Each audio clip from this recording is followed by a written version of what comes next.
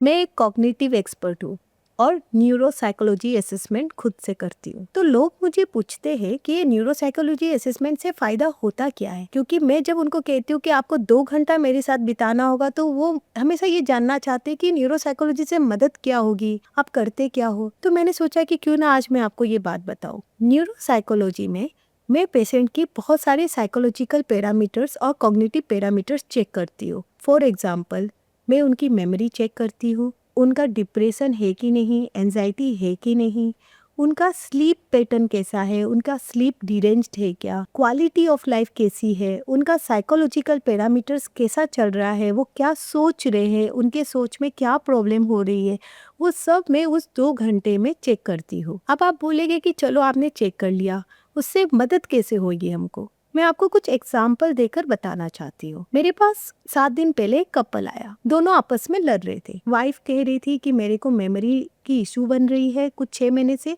और हस्बैंड कह रहा था कि नहीं, ऐसा कुछ भी नहीं है, ये सब तुम्हारी ओवर थिंकिंग है। अभी एज अ डॉक्टर सिर्फ ओपीडी में बैठकर मैं ये समझ ही नहीं पा रही थी कि मुझे किस में रिलाई करना है, वाइफ में या फिर हस्बैंड में। तो हम तीनों ने मिलकर डिसाइड किया कि हम न्यूरोसाइकोलॉजी असेसमेंट करेंगे। जब मैंने 2 घंटे की न्यूरोसाइकोलॉजी असेसमेंट करी, तब मुझे समझ आया कि उसका हस्बैंड करेक्ट था। Wife was having anxiety as well as depression, जिसकी वजह से वो रिटेन नहीं कर पा रही थी मेमोरी को, और वो भी कहीं ना कहीं करेक्ट थी कि उनकी मेमोरी खराब हो रही है, but it was secondary to anxiety and depression, वो हम नहीं पकड़ पा रहे थे, जो मुझे न्यूरोसाइकोलॉजी टेस्टिंग ने काफ़ी मदद कर डाली। तब मेरी ट्रीटमेंट जो थी वो purely for treatment of depression and anxiety रहा। उसी तरह से कई पेशेंट मेरे पास एंजाइटी और डिप्रेशन सोच कर आते हैं, और जब मैं न्यूरोसाइकोलॉजी करती हूँ तब मुझे समझ आता है कि एक्चुअल में वो पेशेंट मेमोरी लॉस से सफ़र कर रहा है। तो न्यूरोसाइकोलॉजी जो ये असेसमेंट होती है, ये मुझे काफ़ी मदद कर जाती है ये समझने के लिए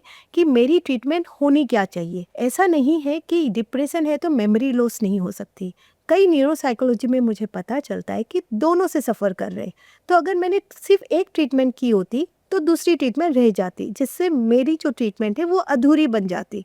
इसलिए न्यूरोसाइकोलॉजी मुझे मेरे पेशेंट को ट्रीट करने में काफ़ी मदद कर जाती है।